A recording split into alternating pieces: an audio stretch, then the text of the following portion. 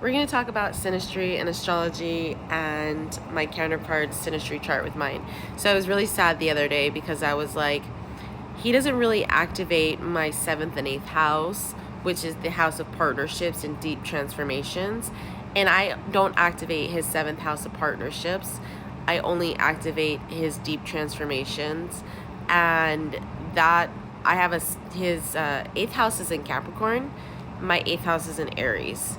So he doesn't have any personal planets in Aries. And I have personal planets in Capricorn. I have a stellium in Capricorn, which is Saturn, Uranus, and Neptune. And those are planets about transformation. And so that stellium sits in his 8th house. So I activate his 8th house. And I was like, well, he's not doing that for me. That's like really sad. You know, like, is that why I end up feeling unloved, unwanted, unappreciated, not seen, not valued? Because he's not activating my 7th house. And the 7th house is about partnerships. It's about business. It's about marriage. It's about divine unions. It's about contracts. So I was like, I was just going to be this way for the whole time. Like, and I was just really heartbroken. So he does have Aries and Pisces in the 10th and 11th house. So that's activated there. And I do have Sagittarius in the 4th house. So I was like, what does this mean? This means that we have to embody the energy. So the energy is still there. We just have to embody it to activate it, right? So I was like, okay, I'm a little better, whatever. So then today, the universe decided to hit me with something, and they were like, your IC is in Sagittarius. And I'm like, oh, that's why it's in the 4th house, because my IC is in Sagittarius. My midheaven is in Gemini. So my midheaven is about my whole career path, right? It's about my expansion, my career path.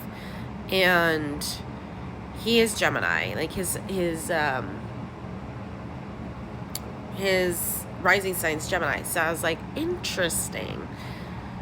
So this is where the mirroring comes in, because the IC is who I am at the root of everything. It is what makes me feel home to myself, which is expansion, freedom, travel, spiritual expansion, knowledge, all of that. So it is the root of who I am. And that sits in my 4th house. So that is home. That is who I am at my core, is Sagittarius. Sagittarius is his 7th house. So my IC is actually activating his 7th house, the root of who I am, which means that I have to get back to my roots to activate his partnership sector in his house. And that's what I've been doing, right? Because when I was a kid, like, I was like, let's go on the road. I always traveled. I was never home. I was always expanding. I was always exploring. And that is Sagittarius. And so that's gotten lost through all of the experiences and all of the trauma that I've had. And that's where I'm trying to get back to. And like, I don't like being stuck. Like, I have to have movement, especially with an Aries Venus as well. I have to have movement. And like, it's so funny because I don't think that he sees that.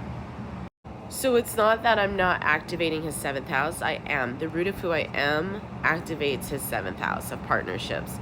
So I'm like, well, he doesn't activate my 7th house. That still leaves that out. So I'm still left feeling unloved. Wrong. His midheaven is in Pisces. So what does that mean? That means that when he actually goes and steps into his divine masculine energy, that is when he's going to activate my 7th house. When he steps to the full embodiment of his divine masculinity, his purpose, his mission, his desire, his wants, that's going to activate his 7th house. And so I was like, well, if his midheaven is Pisces, that means that his IC is Virgo. Virgo is my rising sign, and it sits in his 4th house. So that means that he has, where he's at home is Virgo energy. So he feels at home within my rising sign, which is in his 4th house. And I am the embodiment of who he is, because his moon is also Sagittarius. and my IC is Sagittarius, and that sits in the 4th house. And so I feel like home to him, and he feels like home to me. And then he's activating my love sector. So when he steps into his full embodiment of who he's meant to be and starts living his mission, that is when my 7th house of partnership will be activated. So while we wait, I start feeling lonely and sad, like he's not giving me everything that I need and everything I want because he hasn't stepped into his divine masculine energy.